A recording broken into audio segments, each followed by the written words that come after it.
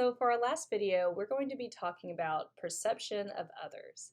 So one of the most important theories that we're going to learn about in our time together, not just for this chapter, but throughout the semester, is going to be uncertainty reduction theory. So anytime that we're in any type of communication situation, so anytime that we go into something with other people, we're always trying to reduce uncertainty about our surroundings, including the people we are around. So a lot of times this might just be through observation. And so this is a lot to do with perception. Like think about back to the perception process, attending and selecting things to pay attention to, and then we organize them things that we notice, and then we interpret it or we apply meaning to it. So like you see me walk into the classroom for the first time, you immediately make an assumption about me or you have thoughts about me, and this is what's called impression formation. So you are literally seeing me as kind of a unit. You're taking all these things, all this stimuli in about me, and you create it creates an impression. Some people might say that's called a first impression, right? And that usually takes about 7 seconds to happen, meaning that your brain goes through and just kind of looks me up and down, decides based on what I'm wearing, my age, my dyspnea, I can't ever say that word, but like my facial expression, all those things that you kind of think, okay, this person is probably blank, right? Okay, so that is one aspect of that. But uncertainty reduction theory is literally going into conversations and trying to reduce what we don't know about a person. Later, we're going to be talking in the interpersonal chapters. We'll talk about this theory again on communicating with people, like how we ask questions or we share things about ourselves. We self-disclose information in order to reduce that uncertainty about others as well as ourselves for them. So we'll talk more about that later, but for now, let's just focus on the impression formation. So, all right, we talked about a little bit about like first impressions and like how you just immediately like you perceive things about me and then you make an assumption about that.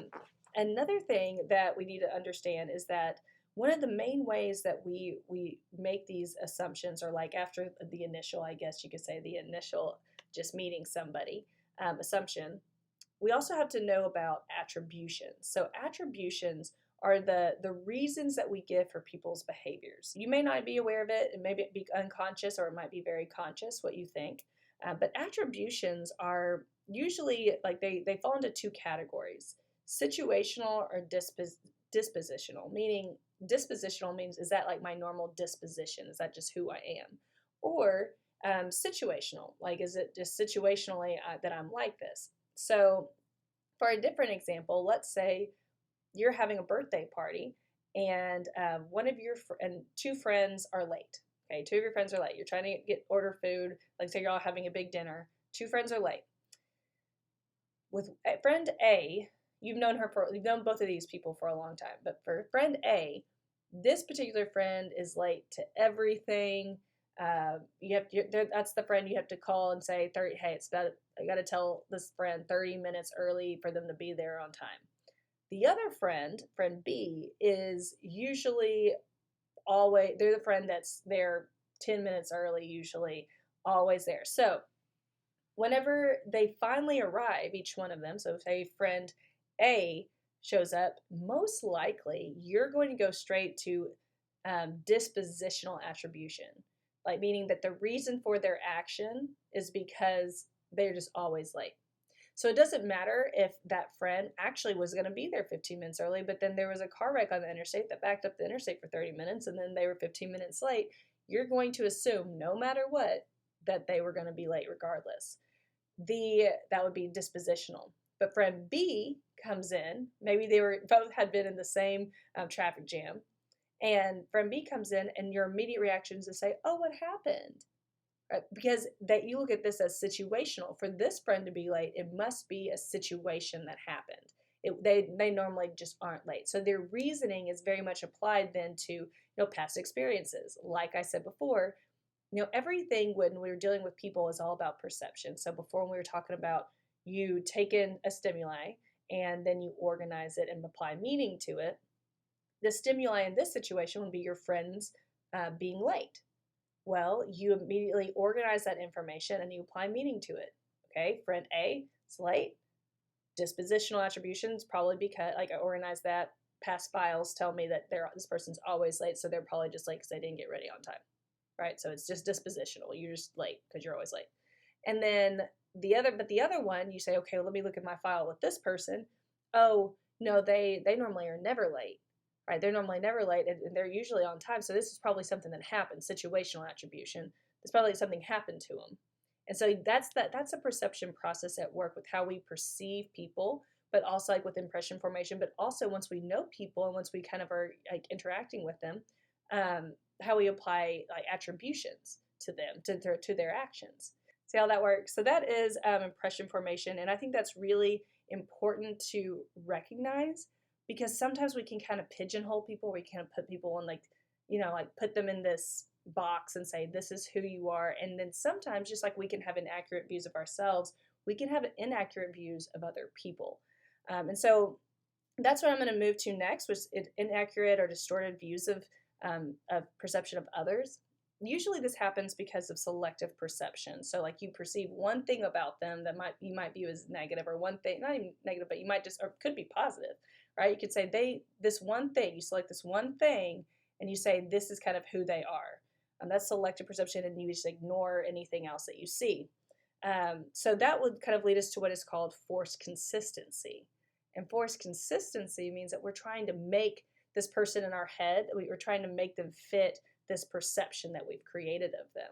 Like like for me, I dated this one guy in college that was a pretty big jerk. But like I had this, from meeting him, he was so nice when I first met him that I had this perception, this selective perception of him, regardless if everyone else was like, hell, that dude seems like a jerk.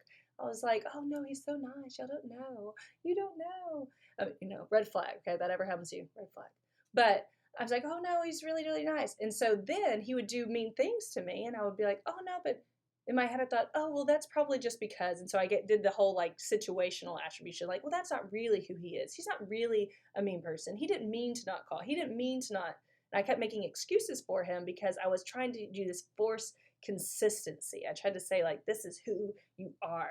And so then eventually I had to realize, no, actually, whatever that first impression of whom I had it was incorrect, which is actually really important to realize.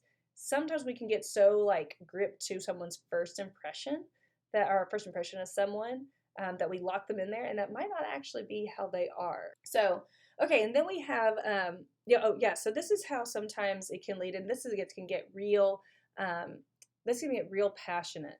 And if we have time in class, I would like to talk more on this part of it, but this is kind of what leads to things also like prejudice and stereotypes, discrimination, all of those things. Is that we have like people will start like looking at maybe just a big group because, like I said earlier, our brain takes in so much stimuli that it tries to just organize big groups of big groups of things and apply meaning to it and simplify it, right? So like you may see or find patterns. So you might see something that you believe is a pattern about a certain group of people, and so then you apply a thought to it, and if that thought is negative, you may just think, oh, all these people are just negative, or are bad, and you might think that the same as a big group of people are positive, right? So it's important that we take action steps with that to recognize. Like I said, hopefully we can do the activity I have planned for that, but if not, one of the things to recognize is to pay attention to all these things. The book actually lists, I won't, because this video is getting a little long, so